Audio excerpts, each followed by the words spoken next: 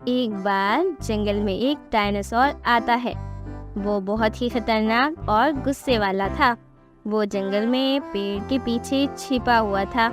वहाँ जो भी जानवर आता वो उस पर हमला करके उसे खा जाता था। ऐसे ही कई दिन बीत गए थे और वो जंगल में ही छिपा हुआ था।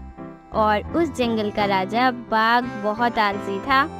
वो अपने जंगल की किसी प्रकार की कोई चिंता नहीं करता था और उसका एक सेवक भी था जो रोज एक शिकार लाता था और वो दोनों फिर साथ मिलकर उसे खाते थे।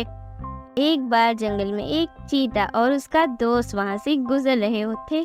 तभी डायनासोर उनकी तरफ आता है और उन पर हमला करता है और उसे घायल कर देता है। लेकिन उनमें से एक उसके हमले से बच जाता है और जंगल में पहुंच जाता है और राजा बाघ के पास जाता है और कहता है, महाराज, जंगल में एक डायनासोर छिपा हुआ है और जानवरों पर हमला कर रहा है। उसने मेरे दोस्त को भी मार दिया और मुझे भी मारने की कोशिश करी, लेकिन मैं उसके हमले से बच गया और यहाँ आ गया। लेकिन बाघ उसकी बात को नजरअंदाज करके वहां से अपनी गुफा में चला जाता है और आराम करने लगता है।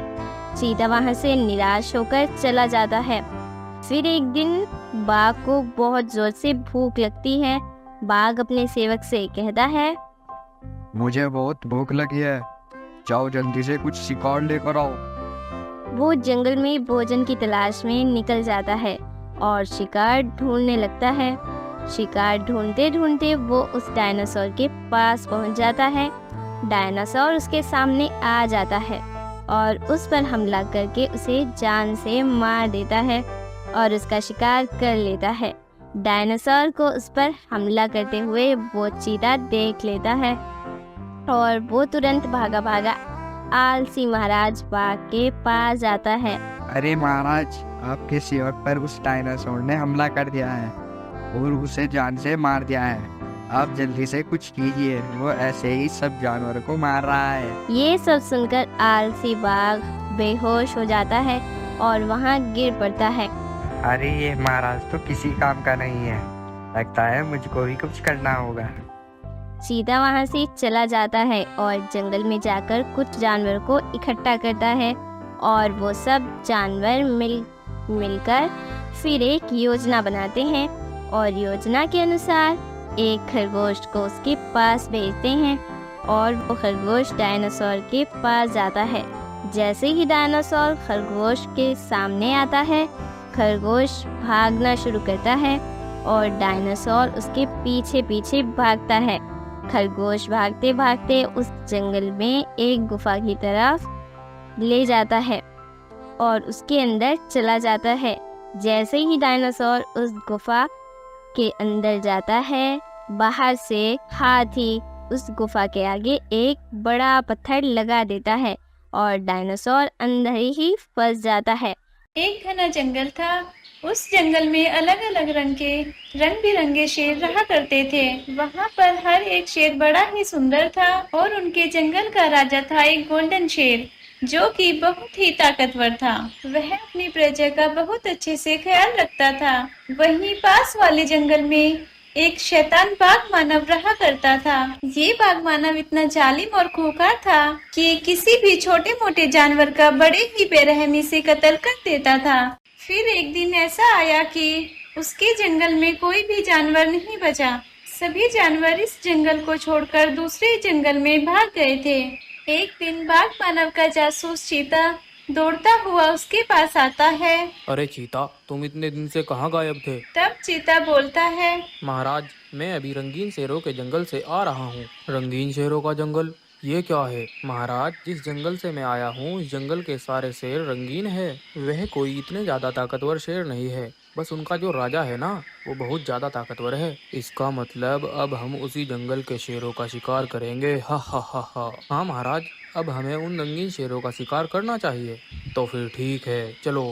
और वो दोनों रंगीन शेर के जंगल की ओर निकल पड़ते हैं। कुछ देर में वह दोनों रंगीन शेरों के जंगल में पहुंच जाते हैं। तभी उन्हें सभी रंगीन शेर उनके राजा सफेद शेर के पास खड़े दिखाई देते हैं। तब वो दोनों उनकी बातें चोरी से सुनने लगते हैं। सुनो सुनो भाइयों, मैंने तुम्हें यहाँ इसलिए बुलाया है कि मेरे पास वाले जंगल में एक दुष्ट बाघ मानव रहता है।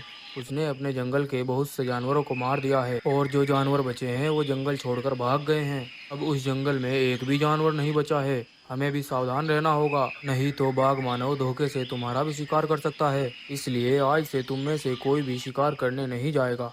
सबका भोजन मैं ही ला कर दूंगा। इस मेरी मदद करने के लिए तुम में से एक शेर को मेरे साथ चलना होगा, मगर याद रहे ये बात तुम्हारे और मेरे बीच में रहनी चाहिए। लेकिन उन्हें तो यह पता ही नहीं था कि उनकी यह बातें बाघ मानव सुन रहा है। वह बाघ मानव अपने जासूस चीता से कहता है, सुनो चीता, जब ये गोल्डन शेर शिकार करने जाएगा तो हम किसी एक शेर का शिकार कर लेंगे। हा हा हा। तब चीता बोलता है, महाराज, हम ऐसा ही करेंगे। फिर अगले दिन राजा गोल्डन शेर शिकार के लिए निकलता है और उसके साथ हरे रंग का शेर जाता है।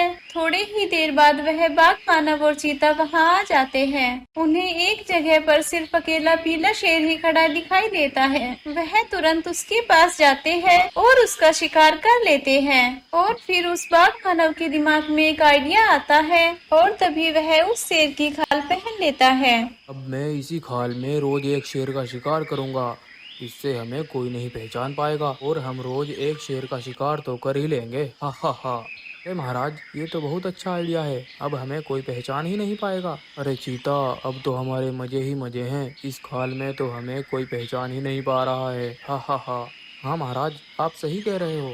अब अगले दिन जब शेर दूसरे जंगल में शिकार करने के लिए जाता है तो बाघ मानव फिर से एक शेर का शिकार कर लेता है और वो दोनों मिलकर उसे बड़े ही मजे से खाते हैं। और उधर वह अपने राजा गोल्डन शेर के पास इकट्ठा होते हैं। अरे महाराज, हमारे जंगल में से रोज एक शेर गायब हो रहा है। पता नहीं जंगल में कौन शेर भाइयों को गायब कर रहा है। पता लगाना होगा, नहीं तो इस जंगल में एक भी शेर नहीं बचेगा।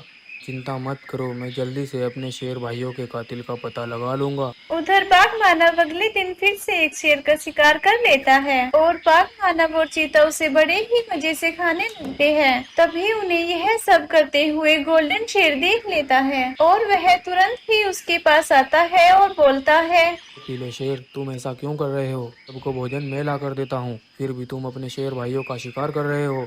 ये चीता कौन है? मैंने तो इसे पहले कभी नहीं देखा। वह शेर की खाल में बाघ मानव कुछ नहीं बोलता क्योंकि उसे पता था कि अगर वह बोला तो गोल्डन शेर को पता चल जाएगा कि ये पीला शेर नहीं है। जब वह कुछ नहीं बोलता तो गोल्डन शेर को उस पर शक हो जाता है और वह तुरंत ही उस पर हमला करता है और उसे वहीं पर मार डालता है और फिर उस चीता पर भी वार करता है और उसे भी वहीं पर मार डालता है। फिर वह उस बाघ मानव को शेर की खाल से बाहर निकालता है और वह सभी शेर फिर से खुशी खुशी रहने लगते हैं।